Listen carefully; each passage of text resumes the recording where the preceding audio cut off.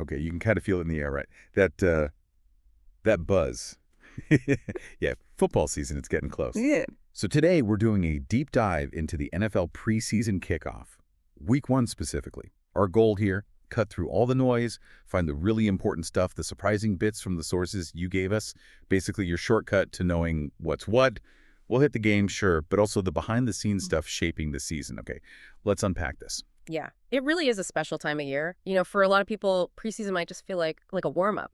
But what's fascinating here is if you're really into the game, this period is, well, it's packed with anticipation, high-stakes stuff. What looks like just preseason, it actually gives you critical clues about the real season, about the league itself. It's where futures get decided, strategies start showing up subtly. It's way more than practice games. Definitely more. And speaking of starting things off, the official kickoff is really almost here. We're talking the Hall of Fame game, Iconic. That's set for July 31st, 2025. And this year, it's the LA Chargers taking on the Detroit Lions. In Canton, obviously. Sounds kind of ceremonial, right? A nice symbol. But what are the actual stakes? For this game, and really for all these preseason games, here's where it gets really interesting. That's a great point, because the stakes, they are genuinely high. Extremely high for some. You've got players on what we call the roster bubble. And for them, these games are, quite literally their last shot, their best shot to prove they belong on an NFL roster. So that creates this incredibly intense competition, way beyond what the scoreboard might tell you. You'll see guys just leaving it all out there, fighting for their jobs. It's make or break time. Okay. Incredible pressure. And it's not just about the veterans fighting for spots, is it? It's our first real look at the new guys. Exactly. It's your first chance, really, to see the rookies in live action, often against, actual NFL players. Take the Broncos, for example. They've already gone ahead and named Bo Nix, the rookie, their starting QB. Already, before a regular season game. Yeah. Big vote of confidence. Then you look at the Commanders, the rookie Jaden Daniels, he really turned heads in those Week 2 preseason games. And bam, he's now named the regular season starter. So preseason performance can matter a lot. It absolutely can. But then, conversely, you've got the Falcons rookie QB, Michael Penix Jr. They're planning to sit him out for their last preseason game. That tells his own story, right? About managing development, maybe expectations. Different approaches. Totally. And this is crucial. You got to remember what Steelers OC Arthur Smith warned about. He said preseason results can distort reality. Right, distort reality. Good phrase. Yeah, so while we love picking apart every throw, every run, you got to be careful not to overreact. Early struggles, big successes, take it with a grain of salt. Understanding all this stuff, though, it matters. Not just for following your team, but, for fantasy football, too. Big time. Oh, absolutely. Fantasy prep. Those snaps, even in a game some call meaningless, they can be pure gold for your draft strategy. That Arthur Smith warning about distorted reality. Yeah. That's such a good reminder. It's so easy to get caught up, right? Yeah. So, okay, we know what to look for now. The roster battles, the rookies. Let's talk practical stuff. How many games do teams actually play? And, importantly, where can we find the schedules, to actually plan our viewing? Right. So most teams, they'll play 3 preseason games. That's the standard now. But like you mentioned, the 2 teams in the Hall of Fame game, Chargers and Lions this year, they get an extra one. So 4 for them. Okay, 3 normally, 4 for the Hog teams. Got it. Yep. And if you're wondering where to watch, the NFL Network, they're planning to broadcast 21 live preseason games.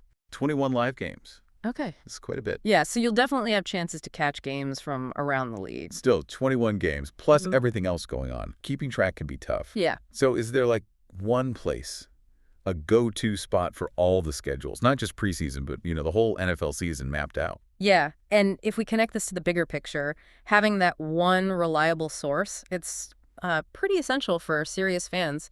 We found sportsbrackets.net is really good for this. They focus specifically on U.S., college, and pro sports schedules, brackets, that sort of thing. Sportsbrackets.net. Okay. Yeah, they cover a lot. You can find the full 2025-26 NFL regular season schedules there. They even look ahead, like future NFL playoff brackets, the 2026 schedule and bracket. Oh, wow. Planning way ahead. Exactly. Plus, all the news coming out of 2025 NFL training camps. And it's not just NFL. They do MLB, NBA, NHL, college football, WNBA, even NASCAR. Schedules, brackets, the works. So like a one-stop shop for schedules across the board. Pretty much. It makes it your go-to for planning what to watch, figuring out your team's path, and, yeah, digging into that fantasy prep, too. All that info, just right there, easy to find. That sounds like a serious time saver, a real game changer for tracking everything. Thanks for that breakdown. Okay, so beyond the games themselves and figuring out when they are, what else is bubbling up? What are the other maybe intriguing storylines or big changes happening if camps really get going? It always feels like there's more going on off the field. Oh, absolutely. There always is. Preseason, it's like this window into the whole league's dynamics, right? Sets the stage. And one thing that always seems to pop up is contract stuff. Disputes, holdouts, like Joe Burrow with the Bengals. He said he's feeling disappointing about his contract situation. Yeah, you hear that kind of language. You do. And look at Terry McLaurin with the Commanders placed on the did not report list. Clearly in negotiations. Micah Parsons and the Cowboys. His contract talks are always buzzing. Trey Hendrickson with the Bengals. Another contract impasse. Even a Bengals rookie, Shamar Stewart, unsigned, didn't report with the others. So it's not just the big stars sometimes. Right. And what all of these situations really show you is that kind of power dynamic between the top players and the teams. It's not just about the money itself. It's how these talks force teams into making huge long-term financial calls, impacts their whole competitive window. It's a real balancing act. It is a very delicate one. And these preseason holdouts, often the first time it all plays out in public, high-stakes stuff. It really is a chess match, isn't it? Especially with those big contracts. And you mentioned quarterbacks earlier. Any surprising QB battles shaping up? Or injury news? Yeah, always something happening at QB. In Indy, you've got Anthony Richardson and Daniel Jones competing for the starting job with the Colts. Richardson, the young guy with huge potential. Jones, the veteran. Interesting mix. Exactly. And the competition there isn't just like who throws better. It's who masters the playbook, commands the offense. That's tough for a young QB. Makes sense. Any injury updates? Good news for Chargers fans. Justin Herbert's back, practicing after that foot injury scare. That's obviously huge for them. Definitely. And then, teams are always tweaking their look, planning ahead. The Browns, they just unveiled their first brown helmet ever. Brown helmet. For the Browns.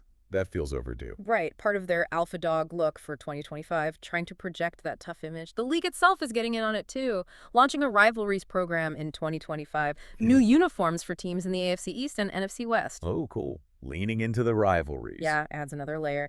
And looking way down the road, the Jaguars got approval for their Stadium of the Future, set to open in 2028.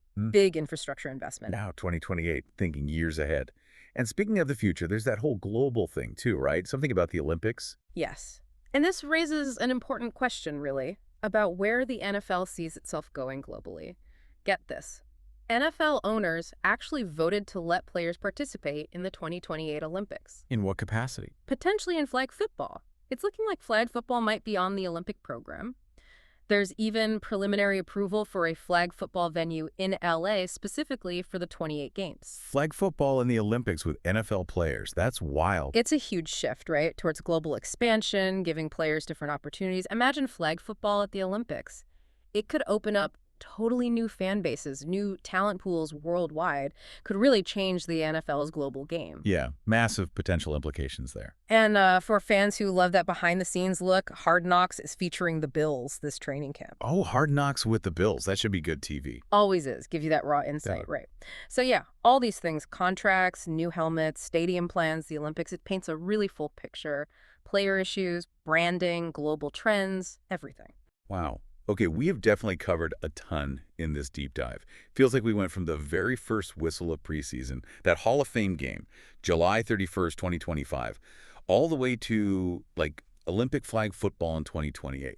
We talked roster spots, rookie watch, coaching strategies, contract drama, even new helmets. We really tried to pull out those aha moments, the surprising stuff from the sources for you. So putting it all together, what does this all mean for you, the fan, as we edge closer to the season? Well, I think it means that even though those preseason scores might, like Arthur Smith said, distort reality these early weeks, they have a huge lasting impact. They shape careers. Some guys make it, some don't, right then and there. They set the tone for teams heading into the regular season. And they show the league's big picture strategy, especially with things like global expansion, the Olympics.